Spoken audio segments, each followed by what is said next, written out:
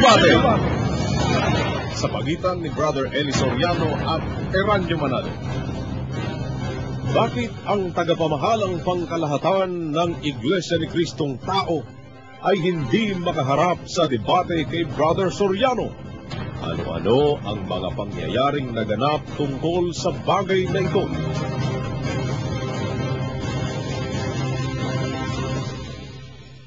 Taong 2000 hanggang 2001 ay masigla ang mga taong sumasadya sa studio ng SBN 21 upang magtanong ng harapan kay Brother Eli sa palatuntunang ang dating daan.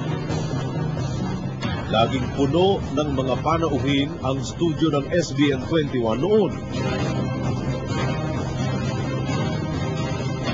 June 11, 2001, dahil marahil sa inggit, nagpasimulang maglagay ang mga ministro ng Iglesia ni Kristong Tao ng bago nilang programa sa SBN 21. Samantalang meron naman silang sariling radio at TV station. At ang unang episode ng kanilang programa ay pambabatikos agad kay Brother Eli Soriano ang ginawa ng mga ministro ng Iglesia ni Kristong Tao.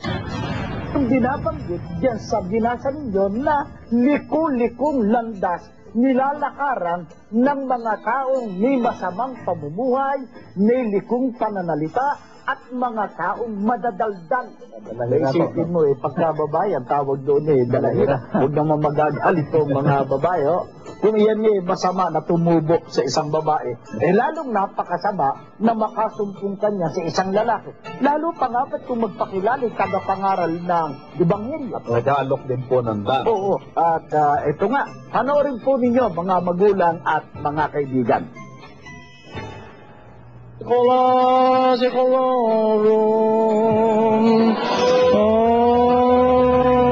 amen. Kiling.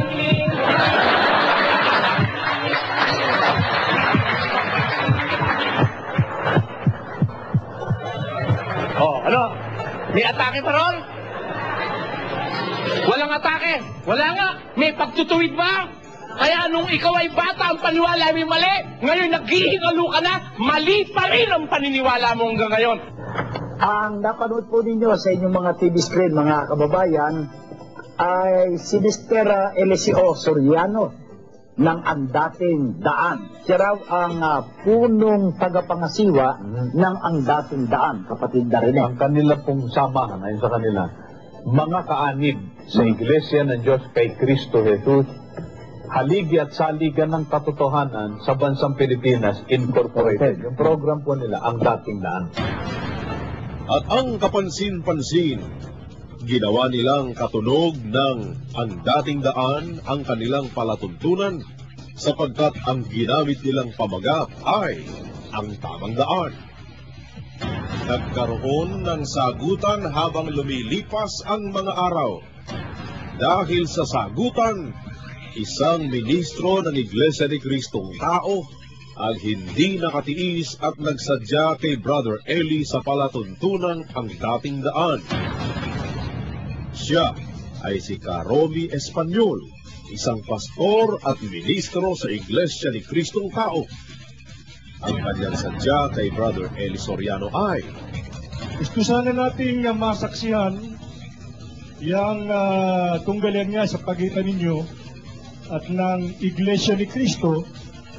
Kaya naman sinikap ko na maging kasangkapan dito sa pangyayaring ito. At totoo, sa ginagawa ko ito, baka matodes pa ako nito. At yan po ang totoo niyan. Patunayan marami na pong tumatawag sa akin. At ang sagot ko lang, basta ako, sige lang, trabaho to, walang personalan.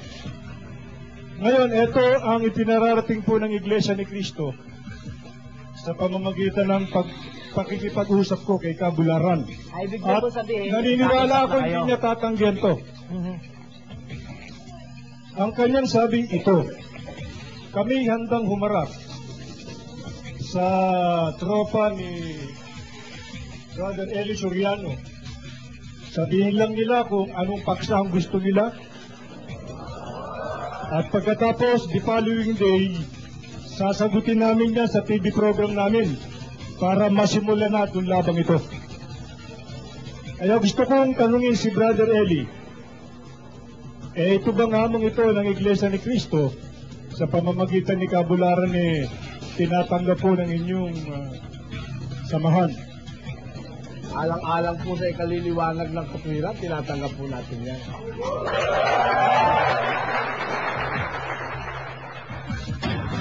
Sa halip na sang-ayunan ng mga ministro ni Manalo ang mga panukala ni Karomi Espanyol, ang kanilang isinagot ay, may lakas pa naman ang loob na maghamon ng debate, kapatid na John. Naghahamon ba? Oo, gano'n po eh.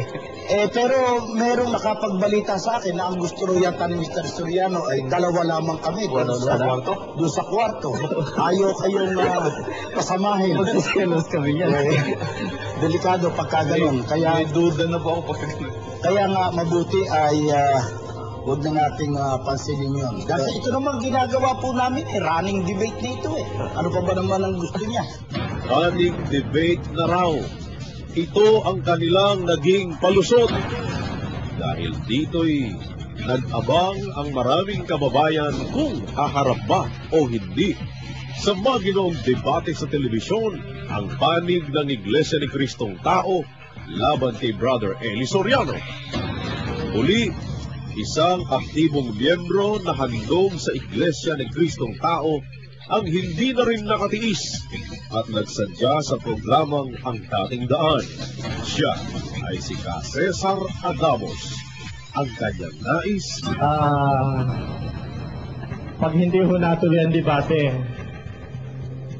pwede ho ba, Eli, doktrinahan mo ko? Yun lang ho ang hihintayin ko. Matagal na ako naghihintay kasi napakarami na hong instansya na ako'y pinapanalangin ko. Pinapanalangin ko yan hanggang lumabas yung ang tamang daan na yan. 4 na beses akong tumawag doon. Naisip ko kung paano ako magiging maliit na kasangkapan man lamang, matuloy man lamang yan. Kasi hindi ho matanggap ng aking kalooban na ang Iglesia ni Cristo ay hindi haharap sa isang debate na ganyan. Sapagkat hindi ko ho naranasan sa buong buhay ko nang ako diyan doon na mayroon hong inatrasan ang Iglesia ni Cristo sa debate. Kaya ngayon po ay umaasa pa rin ho ako. Anong petsa ho ngayon? Agosto ho ngayon. Siguro? Agis. Siguro hanggang katapusan. Hanggang katapusan na siguro na Agosto kung wala po ang sagot. Primero, dudoktrinahan ko na kayo. Aha. ay makaganda yan. dumating ang petsyang itinakda ni Cesar Adamos. Subalit walang ministro ng Iglesia ni Kristong Tao na nagkalakas ng loob upang tumugon sa kahilingan ng kanilang miyembro, maging ng kanilang kapwa ministro. Gahong hindi ko